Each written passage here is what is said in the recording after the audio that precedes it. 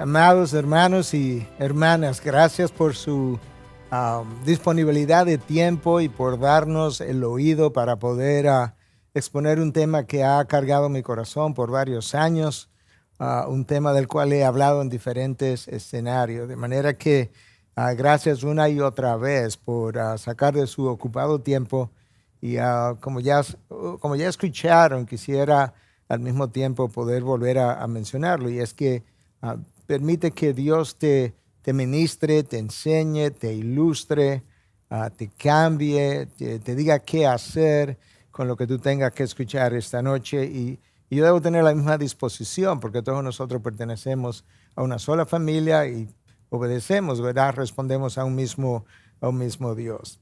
La idea de volver a Dios va a quedar clara a lo largo de la exposición prontamente, pero ciertamente eso es lo que ocurre. Cuando nosotros escuchamos que hay personas que están abandonando la iglesia, en realidad el problema comienza con un abandono de Dios que ocurre frecuentemente en tu mente, en tu corazón, aún esté en la iglesia.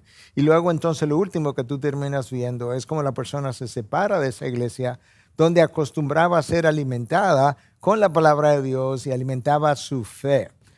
Y todos nosotros tenemos que estar apercibidos de que ese alejamiento de Dios no se da de la noche a la mañana, sino que es algo que comienza paulatinamente, ocurriendo con una pérdida de tu deseo por las cosas de Dios, tu pasión por las cosas de Dios. Ya la palabra no te llama tanto la atención, no produce tanta convicción de pecado, no genera pasión en ti. Y entonces cuando eso ocurre, Dios comienza a llamarnos de diferentes formas. Y yo voy a comenzar con un texto del Antiguo Testamento, precisamente porque en ese texto aparece esta frase de volver a mí, y al mismo tiempo cuando leas conmigo el texto vas a entender la urgencia del mensaje, porque cuando Dios usó esa frase en el Antiguo Testamento le transmitió un sentido de intensidad y de urgencia. La frase aparece en el profeta Zacarías, capítulo 1, versículos 2 al 4. El Señor se enojó mucho contra vuestros padres. Diles pues, así dice el Señor de los ejércitos. Aquí está la frase, volveos a mí, declara el Señor de los ejércitos. Ahora, escucha, esa es la mala noticia. Ellos se habían alejado, pero escucha la buena noticia ahora. Y yo me volveré a vosotros, de manera que Dios está esperando para que el hombre pueda regresar, de manera que él pueda acercarse, dice el Señor de los ejércitos. No seáis como vuestros padres, a quienes los antiguos profetas proclamaron diciendo, así dice el Señor de los ejércitos, volveos ahora de vuestros malos caminos y de vuestras malas obras. Pero no me escucharon ni me hicieron caso, declara el Señor. En otras palabras, yo les hablé, yo los llamé, yo les di urgencia, yo les di profeta, pero no me escucharon, no me hicieron caso. Es como que nadie estaba hablando. Y literalmente eso no ha cesado. Dios puede usar diferentes mecanismos, pero frecuentemente es un susurro al oído, es una convicción de pecado, es algo que te dice, yo necesito cambiar mis formas, mis maneras. Hay algo en inglés que ha sido conocido y publicado, que esta es la frase para describir lo que está ocurriendo en Estados Unidos. Y esto es como se ha llamado, The Great De-Churching. Hay un libro que se publicó años atrás que se llama The Churching, sin el D, of America, cómo América se llenó de iglesias, desde el año 1700 y tantos hasta nuestros días recientes. Pero ahora es todo lo opuesto, cómo América o Norteamérica está cerrando sus iglesias. Sería como el gran abandono de la iglesia. Y cuando se habla de alguien que está de-church, que ha abandonado la iglesia, se está pensando en alguien que solía ir a la iglesia por lo menos una vez al mes y que ahora está yendo menos de una vez al año. Y eso se considera una persona que está fuera de la iglesia. Si eso suena como llamativo o provocativo, el hecho de que tú pasaste de una vez al mes a quizás menos de una vez al año, piensa en esto ahora. En Estados Unidos hay 40 millones de norteamericanos que hace 25 años estaban asistiendo de manera más o menos regular a sus iglesias y que hoy no lo hacen. 40 millones de personas.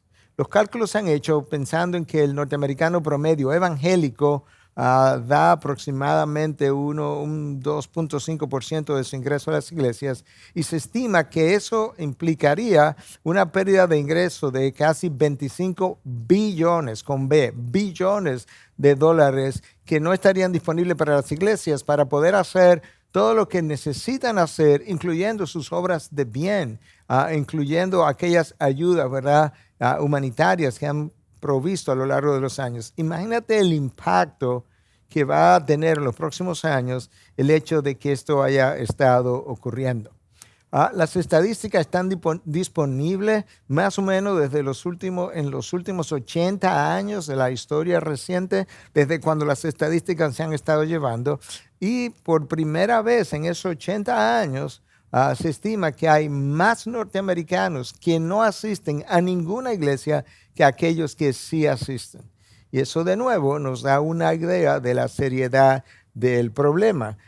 Nosotros en Latinoamérica pudiéramos estar experimentando esto ya de cierta forma, pero si no lo estamos experimentando porque vemos quizás un nuevo renacer, despertar en nuestras naciones, tenemos que prestar atención a nuestra hermana del norte, como le dijo Dios al reino del sur en Israel, porque las cosas que le ocurrieron al reino del norte terminaron ocurriendo en el reino del sur y eso pudiera ser lo mismo con nosotros.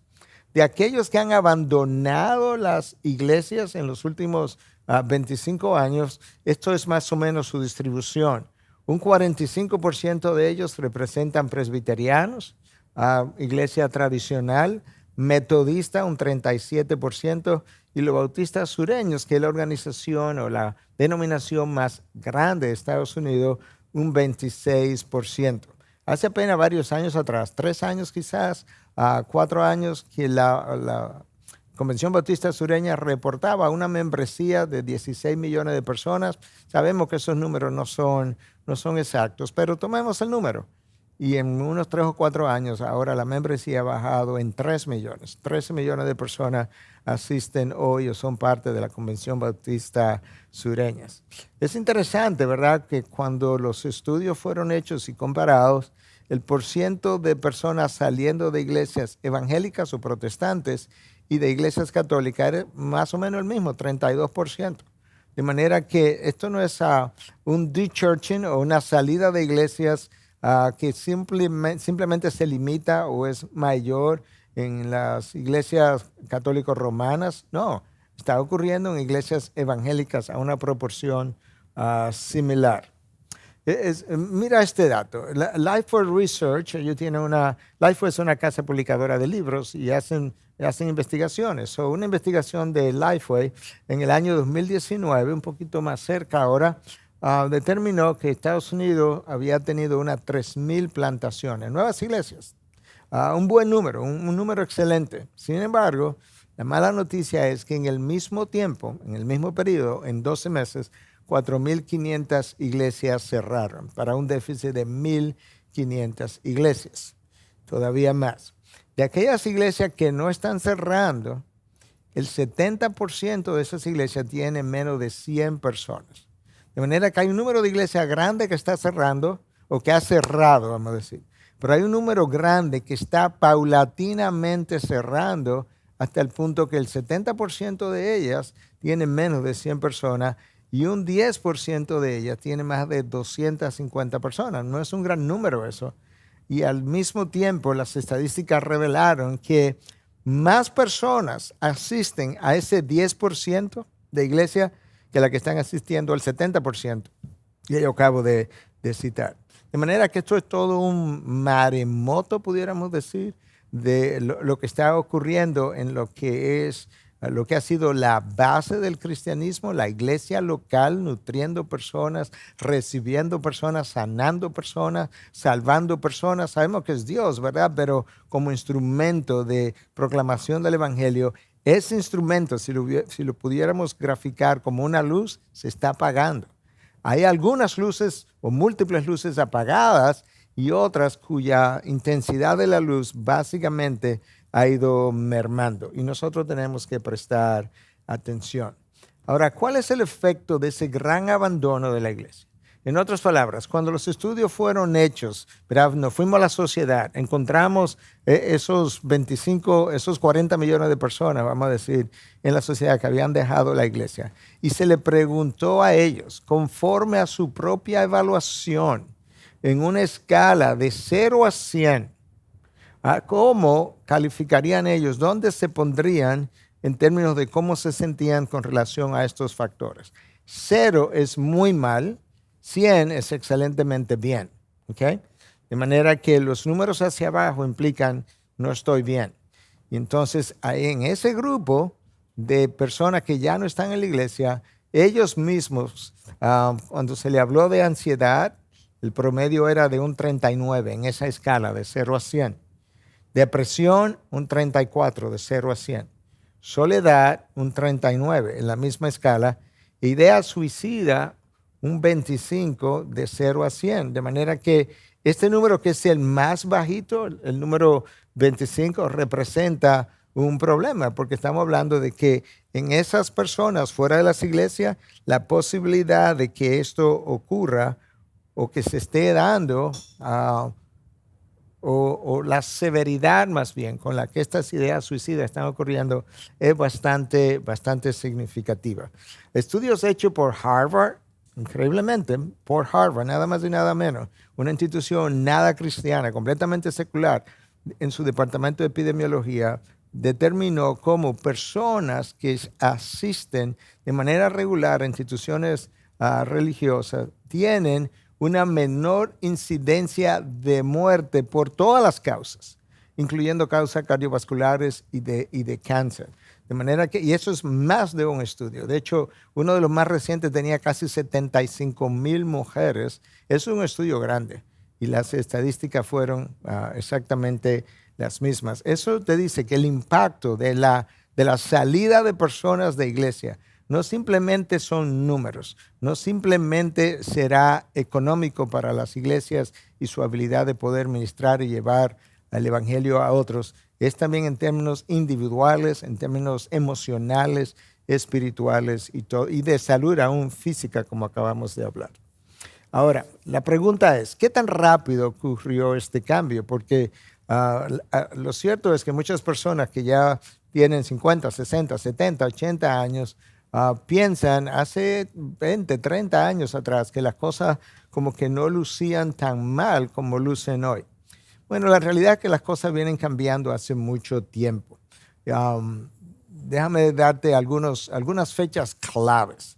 En la década de 1960, esa es la década que historiadores contemporáneos estiman le dio la vuelta a la civilización.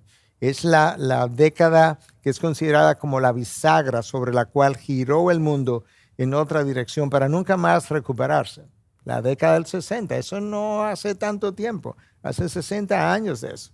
De hecho, Carl Trueman, un historiador cristiano contemporáneo, estima que la secularización de la sociedad americana ha ocurrido en esos 60 años. Que la secularización del continente europeo fue mucho más lenta, 200 años, probablemente desde la época de los 1700, con la era de la iluminación. Pero la secularización de Estados Unidos, nuestra hermana del norte, que nos queda tan cerca, ha ocurrido en 6 décadas. Entonces, en la década de 1960, cuando esa década pasó, algunos dijeron, wow, ¿cómo han cambiado las cosas de la noche a la mañana? Y así fue, honestamente, las cosas cambiaron rápidamente. Luego las cosas siguieron avanzando, el mundo siguió dando vueltas, como decimos, y en el año 1989 cayó el muro de Berlín, y tú sabes lo que ocurrió. Una revolución, ¿verdad?, comunista de corte socialista, comunista, marxista, que duró unos 70 años, de repente se cayó en 6, 7 meses, y en ese 1989 Europa cambió, el estado geopolítico de Europa cambió enormemente y se dijo, wow, ¿cómo han cambiado las cosas de la noche a la mañana? Y ciertamente así fue. Luego nos acercamos o llegamos al año 2001, cuando las 2 torres gemelas de Estados Unidos fueron tumbadas, algo que nunca nadie hubiese podido imaginar que eso iba a ocurrir. Aquel avión que incluso amenazó el Pentágono, la institución de seguridad de la nación, fue atacada por un avión. No hizo enormes daños, pero causó un daño en un alero.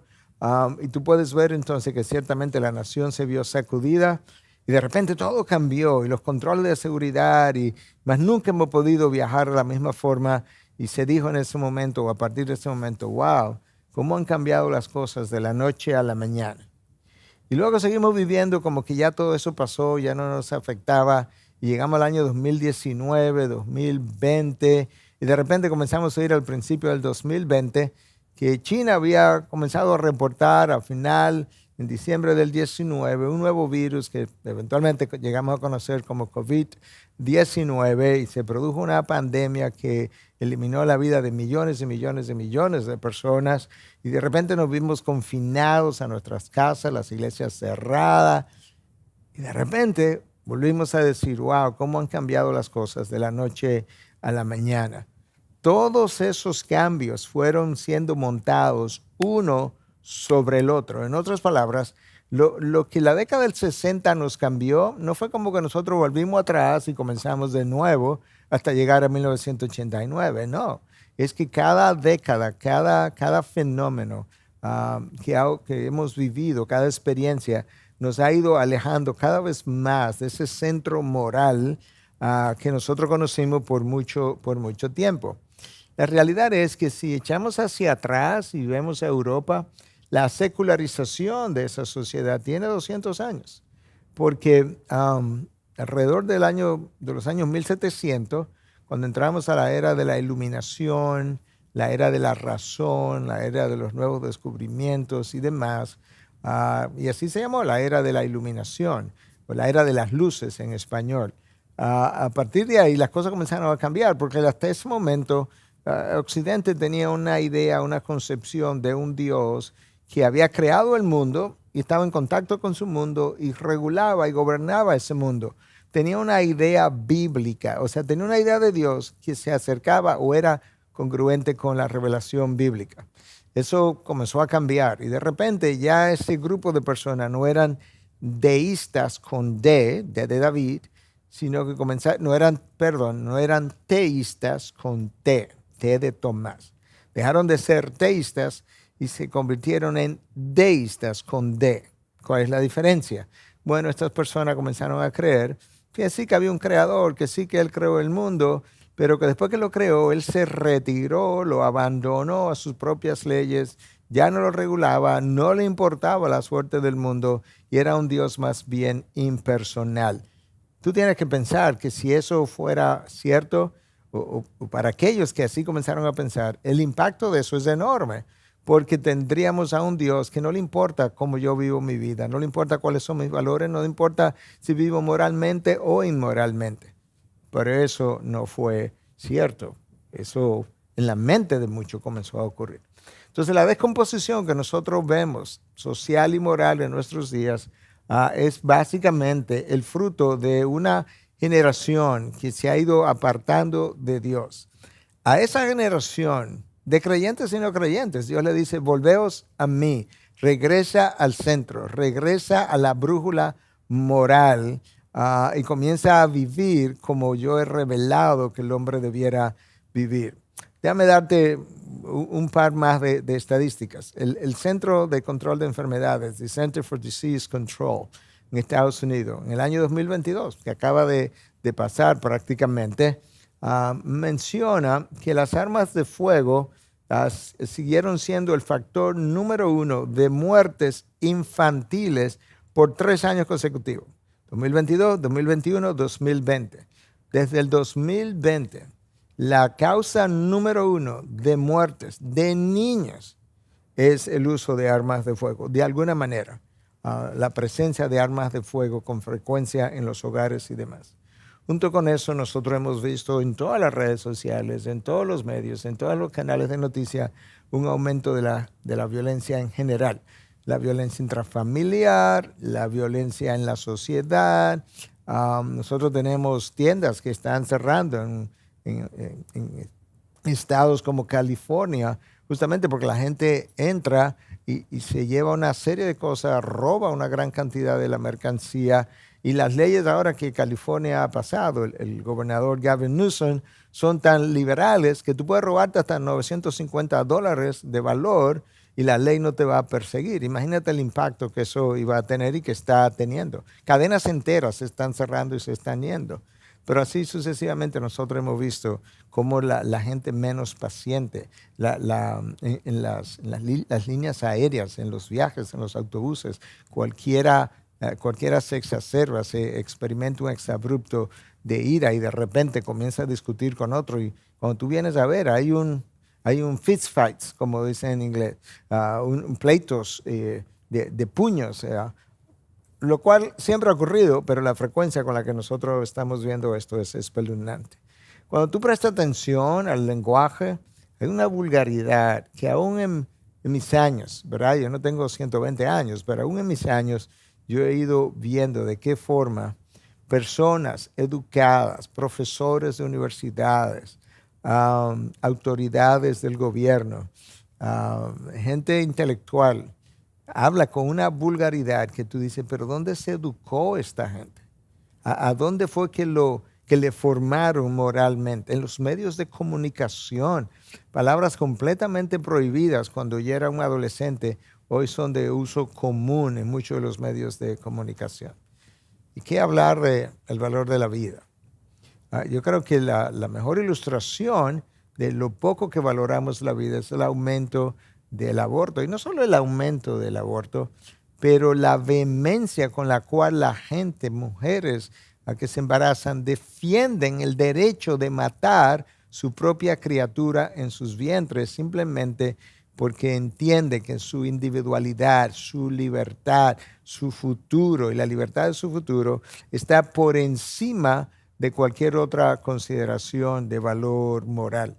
Y la manera como las naciones de mayor impacto, de mayor influencia, de mayor economía, cómo apoyan estas leyes. Y no solamente que la apoyan, sino que las promueven. Y no solamente que las promueven, que la exportan y le hacen presión a países como nosotros para que nosotros nos unamos a la descomposición moral y al curso de la descomposición moral que ellos han ido siguiendo ya por años y como que no ven el deterioro de su estabilidad social, moral en los últimos años para decirnos a nosotros, no cometan los mismos errores que nosotros cometimos. Es que nosotros no vamos al abismo y te invitamos a que te vayas al abismo junto con nosotros.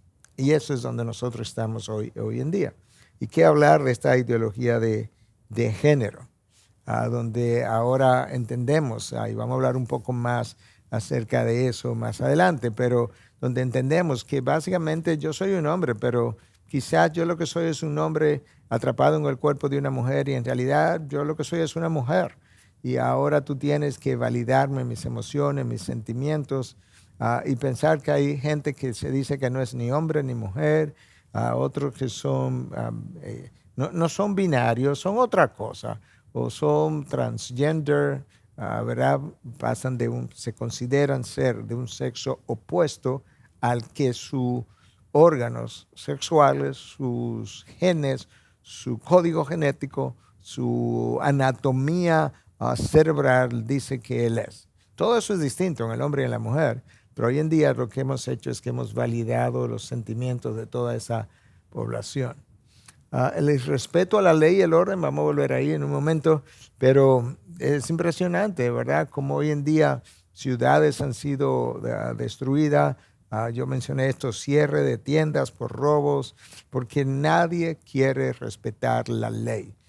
Los policías antes eran como oficiales de respeto, la gente se sometía. Siempre ha habido algunos rebeldes, pero en general la gente se sometía a sus directrices, a sus direcciones, pero no hoy.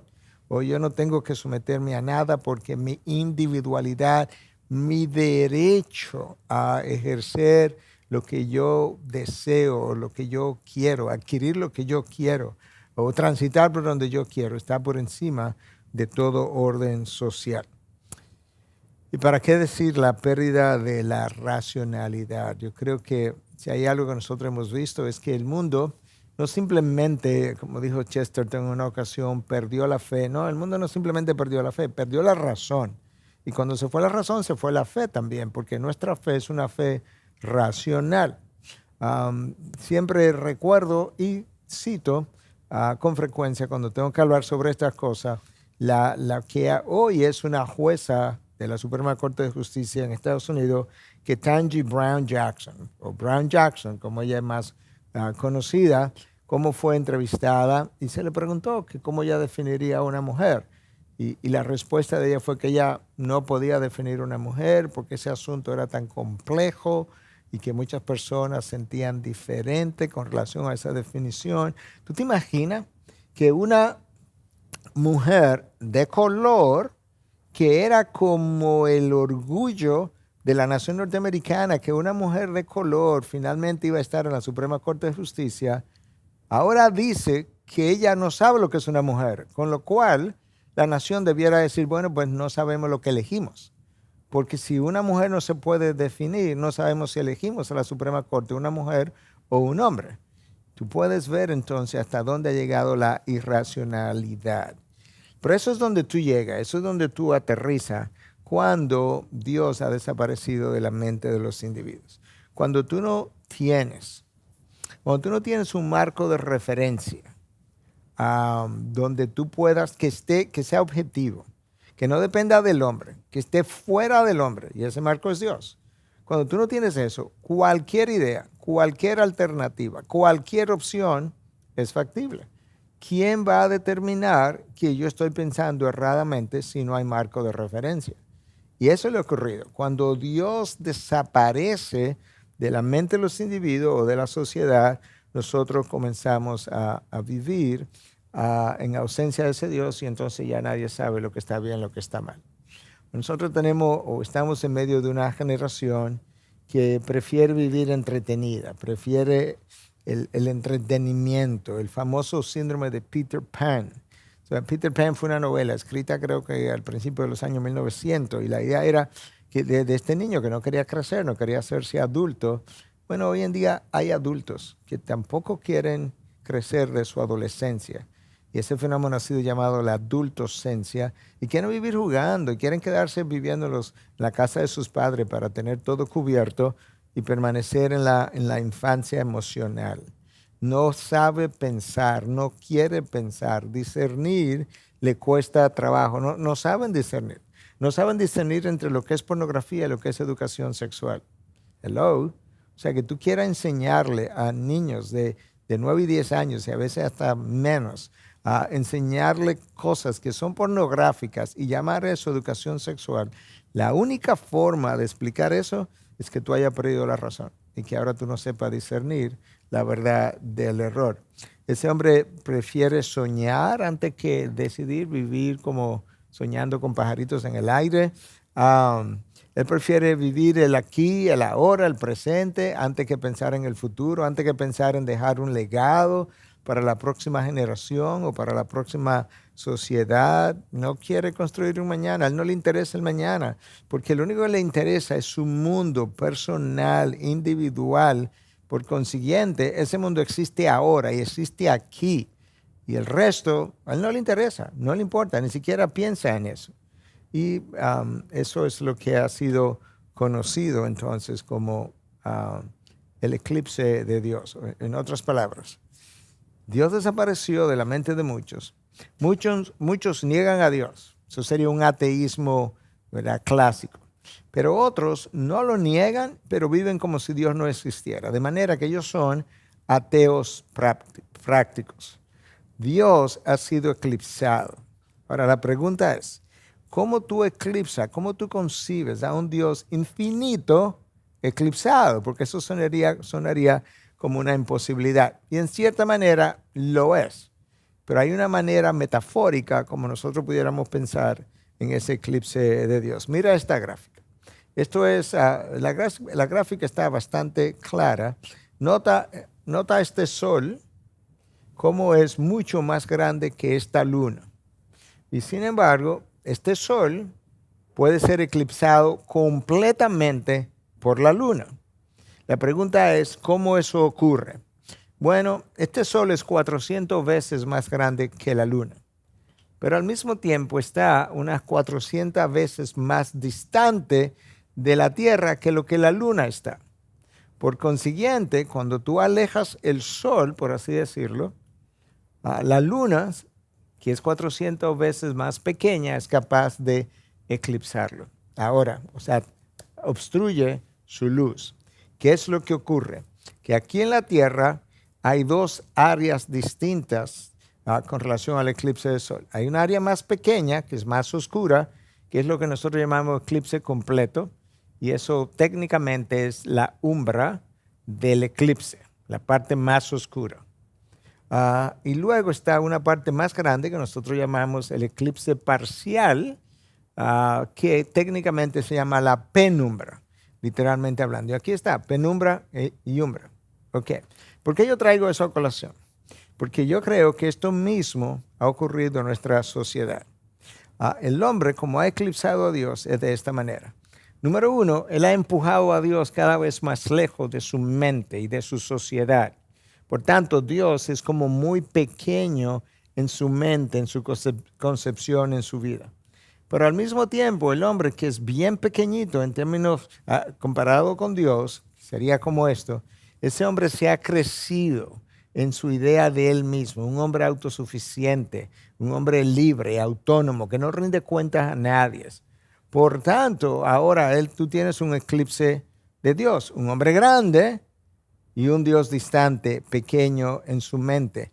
Eso ha producido en el mundo dos sombras, una penumbra y una umbra. Entonces, esta es mi idea. En la penumbra está la iglesia que recibió luz y que todavía tiene luz por medio de la palabra, pero la iglesia ha sido influenciada por el mundo. Como ha sido influenciada por el mundo, mucho de lo que la iglesia debiera ser y hacer no lo es ni lo está haciendo porque está en penumbra. Ha perdido el impacto de esa verdad que una vez conoció. Pero el mundo está en la umbra, en el eclipse total, en completa oscuridad. Cuando la reforma comenzó, en el año 1517 con Martín Lutero, la frase que ellos acuñaron para como ayudarles a entender qué había pasado fue esta. Post tenebrax lux, después de las tinieblas, oscuridad. Mucha oscuridad anterior a la reforma porque la Biblia había estado puesta en un closet y la predicación de la verdad de Dios, la luz de Dios no estaba alumbrando, no estaba iluminando. Entonces ahí vino esa era la tiniebla, pero cuando la luz salió del closet, cuando la palabra de Dios salió del closet, luz. Ahora se está hablando de que estamos caminando hacia atrás. Post lux, tenebrax. Después de la luz, tinieblas. Porque recibimos la luz, recibimos la revelación de Dios, recibimos el impacto, vimos los grandes cambios del mundo occidental en Europa y Estados Unidos, Canadá y en parte aún nosotros, pero de repente estamos volviendo a la oscuridad y estamos regresando en términos de la descomposición moral y social. Entonces a esto ya yo me referí. Y entonces esto es como se ha producido. Un Dios eclipsado en la mente, una sociedad en oscuridad y en caos, pero una iglesia mundanalizada. En vez de la iglesia evangelizar el mundo ha mundanalizado la iglesia. El resultado de eso es que hay una desintegración de instituciones de estabilidad. ¿Cuáles son esas? Bueno, piensa por un momento. El matrimonio, la familia, y luego seguimos la iglesia, el Estado. Todas esas instituciones que acabo de mencionar fueron dadas por Dios con áreas de autoridad conferidas a cada una de ellas. En el matrimonio hay un área de autoridad o una figura de autoridad. En la familia, que es el esposo. En la familia hay figuras, padre y madre, de autoridad. En la sociedad hay una figura de autoridad que es el gobierno de turno. En la iglesia hay autoridades, los pastores. Pero pensando en la década de 1960, algo que se me quedó atrás por mencionar, es que la frase que caracterizó esa década fue esta: cuestiona la autoridad. La década que actuó como bisagra para darle la vuelta a la civilización tenía una frase que la caracterizó: cuestiona la autoridad. Cuando tú cuestionas la autoridad a nivel del matrimonio, a nivel de la familia, a nivel del gobierno, a nivel de la iglesia, Claro que lo va a hacer porque tenemos 60 años de influencia de esa idea que nació. Ahora, ¿qué te queda? Porque esas áreas de autoridad eran representativas de la autoridad de Dios. Nadie tiene autoridad sobre ti. Tú quedas como la persona autónoma, individual, que decide tu propio destino. Entonces, el matrimonio ha sido afectado, la familia ha sido afectada, la educación ha ido quedando en manos del Estado, lamentablemente, porque el Estado quiere educar, los estados de hoy. Eso no era así hace 60 años, pero los estados quieren educar de manera secular, con toda esta nueva ideología de género que tenemos encima. Hemos producido una sexualización de la infancia. Es como si la sexualidad humana definiera lo que el ser humano es y cómo debiera vivir. Los gobiernos, con frecuencia, eran más o menos, bueno, había una tendencia en el pasado, que tenían ciertos valores comunes. Mira, déjame darte una sola ilustración. Hay un juez, o hubo un juez de la Suprema Corte de Justicia que murió hace poco en Estados Unidos, hace varios años, Scalia. Scalia fue elegido en el año 1996. Escucha ahora, demócratas y republicanos que hoy están en polos opuestos, que tú no puedes creer que ni siquiera coexisten en una misma nación. En el año 96, cuando fueron a elegir a ese juez de la Suprema Corte, ¿quieres saber cuál fue la votación? 98-0. En otras palabras, el Partido Demócrata y Republicano eran tan cercanos en valores en el año 1996 que a la hora de escoger un juez para la Suprema Corte, como que no encontraron ninguna diferencia por la cual pelear u objetar, y todo el mundo estuvo de acuerdo. Eso no es así hoy. Hay pocas cosas en común entre esos dos partidos hoy, y eso mismo comenzamos a ver en la radicalización en Latinoamérica, donde o tenemos gobiernos de muy de derecha o estamos comenzando a ver gobiernos de muy de izquierda, y como que no hay un punto medio con el cual pudiéramos convivir. La intolerancia hacia la fe cristiana. Hoy se habla mucho de que debiéramos ser tolerantes, pero resulta que la única intolerancia tolerable es la intolerancia hacia la fe cristiana. Si tú eres intolerante hacia los cristianos o contra los cristianos, no hay problema. Pero si tú eres intolerante con cualquier otro grupo, entonces hay un grave problema. Básicamente esto es persecución. Y la gente quiere decir, no, yo soy muy creyente, yo creo en Dios. Sí, pero sin autoridad vinculante. En otras palabras, Él no me dice lo que tengo que hacer. Yo soy el capitán de mi propio destino. Entonces, bueno, si tú eclipsas a Dios, si tú eclipsas el sol en el área del eclipse completo, en la umbra, no hay luz. Si no hay luz, si apagamos todas estas luces que están aquí en este estudio, yo no veo nada. Bueno, cuando tú le quitas la luz de Dios a la sociedad queda en oscuridad. Y quizás esta cita de C.S. Lewis nos puede ayudar. Creo en el cristianismo de la misma manera que creo que el sol ha salido. No porque lo veo, sino porque a través de él veo todo lo demás. ¿Qué es lo que Lewis está diciendo? En la mañana yo me levanto, estoy todavía en mi casa, veo hacia afuera y veo que hay luz a través de la ventana y veo que esa luz ilumina lo que está dentro de mi habitación. Yo no he visto el sol, yo no lo vi salir, no he salido afuera, no he visto la luz del sol. Pero como estoy viendo todo lo que está a mi alrededor, yo sé que el sol salió. Bueno, de esa misma manera, él dice, yo creo en el cristianismo porque cuando yo considero la fe cristiana y de qué manera ilumina la mente del hombre y la vida del hombre, le da dirección al hombre, entonces yo como que la vida me hace sentido. Sin eso, todo queda oscuro. Escucha entonces cómo el apóstol Pablo, hablándole a los Efesios en el capítulo 4, cómo habla de esa oscuridad que cuando tú no has creído en Dios tiene en tu mente. Escucha, con la autoridad del Señor digo lo siguiente, ya no vivan como los que no conocen a Dios, porque ellos están irremediablemente confundidos. Esta es la Nueva Traducción Viviente, dicho sea de paso. Tienen la mente llena de oscuridad. La mente está oscura, no tienen a Dios, no tienen iluminación, no tienen un marco de referencia.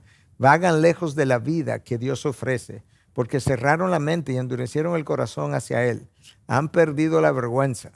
Viven para los placeres sensuales y practican con gusto toda clase de impureza. Esto es, practican con gusto todo tipo de impureza. Pero ¿cuál es el problema? Que están lejos de Dios, de lo que Dios ofrece. Eso es lo que ahora nosotros vemos de manera más generalizada en una sociedad que llegó a recibir lo que es la luz de Dios. Ya yo hice referencia a esta umbra y penumbra, de manera que vamos a continuar. Entonces, cuando tú consideras este eclipse de Dios, llega a la conclusión, las condiciones sociales con las que nosotros vivimos no son un accidente, son simplemente la explicación de lo que ha sido el rechazo o el reflejo del rechazo del Dios que le dio orden. ¿Recuerdas cómo en Génesis 1.1 se nos dice que en el principio Dios creó los cielos y la tierra? Y en Génesis 1.2 se nos dice que la tierra estaba vacía, que estaba oscura, que estaba sin orden. Luego Dios intervino y le dio orden a todo lo que había. Bueno, la sociedad desorganizada, en desorden, cuando recibió la luz de Dios, en la época de la Reforma, cuando la palabra de Dios se expandió e impactó naciones en Occidente, muchas naciones tomaron forma, orden, impactó la política, la economía, la ética de trabajo, el sentido de justicia, las cortes, una serie de cosas. Es más, había un sentido incluso humanitario de crear hospitales sin fines de lucro para ayudar a otras personas y múltiples organizaciones de ese tipo. Cuando Dios se va, todo eso se va. Y la sociedad vuelve otra vez al caos, porque ya Dios, que es quien da el orden, ya no está. Entonces esto es lo que nosotros vemos y de lo cual hemos estado hablando desde otra forma. Hay un aumento de la ansiedad, de la depresión, del suicidio, aumento de la violencia intrafamiliar, la desigualdad, de las injusticias, la corrupción administrativa. Oye, cada gobierno que antes se distinguían por tener una relativa buena administración, donde siempre ha habido corrupción, pero como que se oía poco acerca de esa corrupción. Hoy en día es como la norma, la gente sube al poder esperando poder malversar fondos y enriquecerse. Estamos llenos de prejuicios, privilegios, abusos y todo lo demás. Pero eso solamente es la consecuencia de un alejamiento de Dios. De ahí la razón que nosotros tenemos, o la necesidad, la urgencia que tenemos de volver a Dios. ¿Sabes por qué? Porque la primera gente, el primer grupo de personas que tiene que volverse a Dios es la iglesia de Dios. El creyente no se puede volver a Dios si no tiene quien le predique para él dejar su incredulidad, su ateísmo, y venir a Dios por primera vez. Cuando Dios dice, volveos a mí, Él no le está hablando de manera primaria al incrédulo, porque en ese caso Dios tendría que decirle, ven a mí por primera vez. Cuando Dios le dice, volveos a mí, al pueblo de Israel, es a su pueblo, a quien Él se le reveló, a quien Él le dio revelación, quien estuvo en un momento dado más cerca a Él, se alejó y a su pueblo le dice, volveos a mí. Y es por eso que Dios inspiró en su palabra, en 2 Crónicas, nosotros leemos el texto famoso de si se humilla mi pueblo, sobre el cual es invocado mi nombre, y si se humilla y ora y se aparta de sus malos caminos, entonces yo volveré, oiré desde los cielos y sanaré la tierra. Pero Dios le dice, si se humilla, ¿quién? ¿El inconverso? No, mi pueblo. De manera que muchas veces las condiciones sociales, morales de una nación dependen mayormente de la condición de la iglesia, que no está haciendo su función de sal y tampoco está haciendo su función de luz para el mundo. Ni sal de la tierra, ni luz para el mundo, y el mundo queda entonces en oscuridad. Escucha estos varios versículos que nos quedan por revisar, porque yo creo que esto nos va a dar una idea del sentido de urgencia que nosotros tenemos hoy en día. A través del profeta Oseas, capítulo 4, versículo 1 al 3, Dios dice, escuchen la palabra del Señor, israelitas, porque el Señor tiene querella, esa es la palabra, es como que estamos querellando. Dios ha ido a la corte y Dios se ha convertido en el acusador del pueblo y Él tiene una querella contra los habitantes de la tierra. Pues no hay fidelidad, ni misericordia, ni conocimiento de Dios en la tierra. Claro, porque si no hay conocimiento de Dios, no puede haber misericordia, no puede haber fidelidad.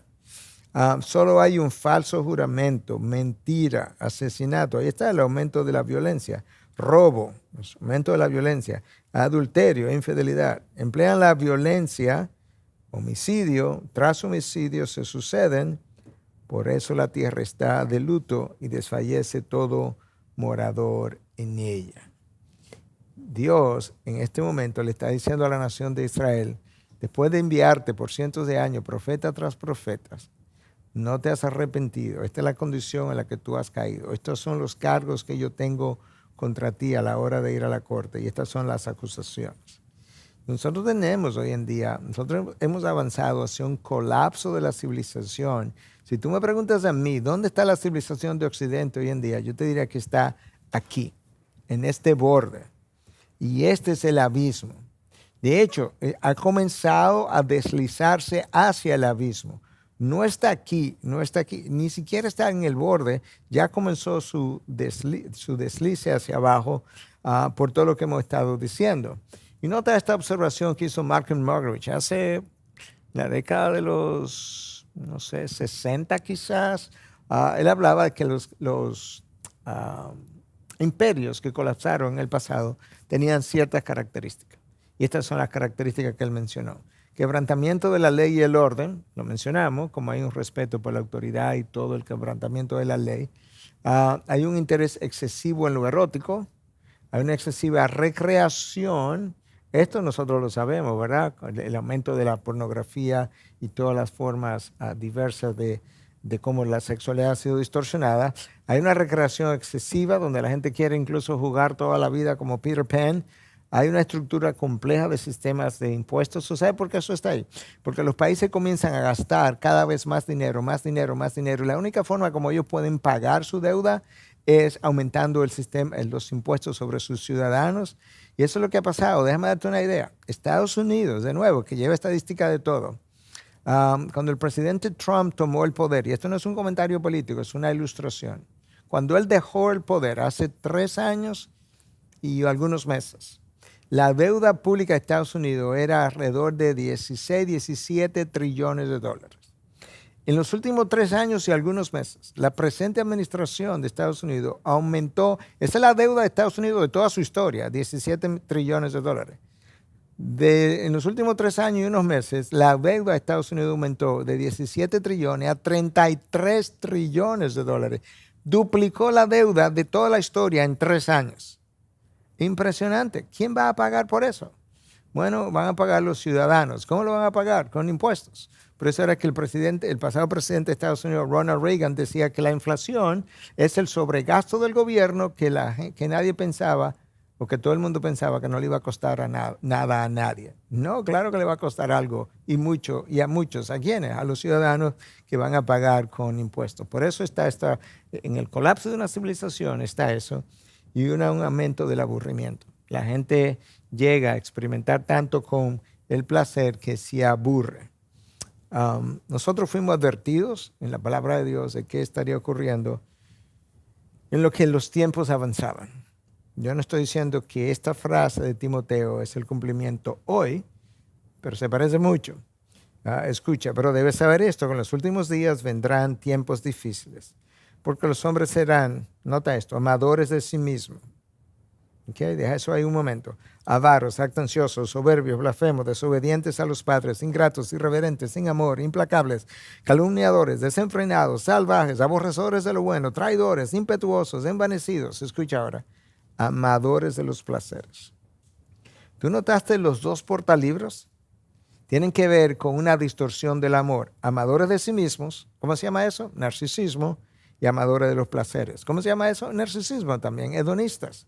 Esos son los 2 portalibros dentro de los cuales tú encuentras todas estas otras características de los hombres en los últimos días que nosotros estamos viendo hoy en día. Es interesante porque el texto que acabo de mencionar comienza y termina con amadores de sí mismos, amadores de los placeres. Estos autores escribieron este libro que se llamó La epidemia narcisista. En este libro ellos dicen que esa epidemia comenzó en el año 1970 y ahora yo te voy a mostrar cómo o qué revelaba que eso estaba comenzando en la época del 70 y que hubo un segundo pico en el año 2005-2006 cuando apareció YouTube y Facebook. Claro, porque ahora con YouTube y Facebook todo el mundo dice, mira, aquí estoy yo, mira lo que me estoy comiendo, mira dónde estoy, en París, en Italia, en tal restaurante, mira con quién ando, mira una foto con fulano y con perencejo, como que de repente yo soy alguien importante porque estoy en este lugar o con esta persona. Pero esto comenzó en la década del 70, inmediatamente después de esa famosa década del 60 que le dio la vuelta a la civilización. Si comenzó en el 70, ¿habían indicios en el 70 de que estábamos despertando a un narcisismo no conocido? Bueno, mira los 3 de los libros más vendidos en la década del 70. Yo estoy bien y tú estás bien. Nadie está mal. Todo el mundo está bien. ¿Por qué? Porque nadie puede cuestionar el yo. El yo, si tú te sientes bien, tú estás bien. Tus zonas erróneas, que fue yo no leí estos libros, literalmente. No leí el tercero, pero leí los 2 primeros. Y de hecho compré momentáneamente, yo era un adolescente básicamente en ese momento, compré algunas de las ideas. Tus zonas erróneas, en otras palabras, estas son cosas que tú tienes, las cuales tú tienes que deshacerte, pero básicamente estaba todo centrado en la idea de que yo defino lo que yo quiero ser y ganando a través de la intimidación. Ese libro fue publicado en el año 1973 y eso era la revelación de que estábamos despertando un nuevo narcisismo y alimentando este narcisismo. Escucha esta frase de G.K. Chesterton cuando decía, la falta de sentido no proviene de estar cansado del dolor, sino que la falta de sentido proviene de estar cansado del placer. Nos hemos agotado en esta cultura indulgente. Experimentamos este placer, este placer, este placer, este placer, este placer, y de repente estamos exhaustos y nos cansamos, porque el narcisismo ha sido como el caldo de cultivo donde todas estas nuevas ideas han crecido y donde el individuo comienza a querer ser considerado de forma individualista por encima de la comunidad. Este yo moderno, que es como Carl Truman lo define, entonces logró hacer varias cosas. De repente, la verdad no era objetiva, sino que la verdad la definieron los sentimientos, lo que yo siento. Yo me siento ser mujer, yo me siento ser hombre. Entonces, lo que yo siento es lo que a mí me da identidad. O sea, yo me identifico como mujer, ahí es donde está mi identidad. Cuando tú dices que yo no soy mujer, sino que yo soy un hombre, resulta ahora que yo me siento que tú has atacado mi identidad. Como atacaste mi identidad, ahora tú eres un prejuiciado contra mí. Y con esta frase tan oída es con la que Carl Truman comienza su libro, soy un hombre atrapado en un cuerpo de mujer. Tiene que ver con eso. Entonces, ¿qué fue lo que cambió para que llegáramos ahí? Dios fue eclipsado y sin ese marco de referencia ya nosotros no tenemos cómo juzgar. Escucha lo que Malcolm Muggeridge predicó, porque esto fue un mensaje que él en algún momento habló, predicó, compartió y que fue transcrito y que nos da una idea. Se llama La verdadera crisis de nuestro tiempo. La causa fundamental de nuestros problemas, ¿qué es? Que hemos perdido nuestro sentido de un orden moral en el universo, sin el cual no se puede lograr ningún orden en absoluto, ni económico, ni social, ni político. Para los cristianos, por supuesto, este orden moral se deriva de ese momento terrible, pero en realidad como ese gran momento. Mientras todas las cosas estaban en un silencio sereno y aquella noche estaba en medio de su rápido curso, tu palabra todopoderosa saltó del cielo desde su trono real, saltó hacia abajo para habitar entre nosotros, lleno de gracia y de verdad. Tú sabes de quién está hablando, de Cristo Jesús. Así fue como nació nuestra civilización occidental. No se deriva del origen de las especies de Darwin ni del manifiesto comunista, ni siquiera de la Declaración de Independencia de los Estados Unidos, sino del gran drama de la encarnación. Así nace nuestra cultura occidental, tal como se transmite en el Nuevo Testamento. Abandonar o repudiar finalmente esta palabra todopoderosa sería seguramente acabar inexorablemente, subraya eso, con 2000 años de historia y a nosotros mismos con ellas. Eliminar la palabra de Dios es acabar inexorablemente con 2000 años de construcción de la historia occidental, de la cultura occidental, y con esa destrucción lo destruiremos nosotros Simplemente esto es como un ejemplo, lo voy a citar muy rápidamente, pero hay un grupo de personas hoy en día que se conoce como Therian, en inglés, Therian, y esas personas se consideran que son animales, ellos se consideran que son animales. Uno considera que son vampiros, otro considera que son un gato, que son un perro, y hay una colonia como de 3,000 personas ahora mismo en la comunidad de Houston. Imagina 3,000 personas, seres humanos que creen que son animales, que viven como animales, se visten como animales y que van incluso a la intemperie a vivir como tal. Pero esto es como se definiría. Un Therian es básicamente alguien que cree espiritual o mentalmente que es un animal. Eso lo dice alguien que vive como un Therian y que dirige un grupo como tal. Él se identifica como un vampiro. Y entonces como Therian, como un vampiro, le dijo a Fox 26 News, que es un canal en Estados Unidos, que su identidad es tanto la de un lobo como la de un cuervo. Es un vampiro, un lobo, es un cuervo. Ahí llegamos. Porque ahora, ¿cómo tú le dices a un hombre que se siente ser mujer, que, ok, está bien, tú eres mujer, pero el de al lado se siente ser un lobo, un vampiro? ¿Cómo yo le digo a él que no? Porque ambos lo que están basando la verdad es en sus sentimientos. Y esto es lo que ha ocurrido. Cuando Dios vio que su verdad revelada en la creación, en su diseño, ha sido suprimida, Dios se aira contra ese hombre. Y eso es lo que dice Romanos 1, del 18 al 20, porque la ira de Dios se revela desde el cielo contra toda impiedad e injusticia de los hombres. Escucha ahora, que con injusticia restringen la verdad o suprimen la verdad, dicen algunas traducciones. Pero lo que se conoce acerca de Dios es evidente dentro de ellos, pues Dios se lo hizo evidente. Porque desde la creación del mundo sus atributos invisibles, su eterno poder y divinidad se han visto con toda claridad, siendo entendido por las cosas por medio de lo creado, de manera que ellos no tienen excusa. Pues aunque conocían a Dios, no lo honraron como Dios ni le dieron gracias, sino que se hicieron vanos en su razonamiento y su necio corazón fue entenebrecido. Si tú sigues leyendo el texto, ¿sabes lo que dice? Por tanto, Dios los abandonó 3 veces. Del versículo 22 al 32 de Romanos 1, 3 veces te encuentras. Por tanto, Dios los abandonó, los abandonó, los abandonó. ¿Por qué? Porque conociendo a Dios en su interior y aún en la creación, decidieron negarlo y no lo reconocieron como Dios. Y básicamente ahora, para llegar a un final y para llamarte a una todavía mayor sobriedad, escucha lo que Dios dice, cómo Él trató a través de múltiples profetas, pero en este caso a través de Amós se lo reveló.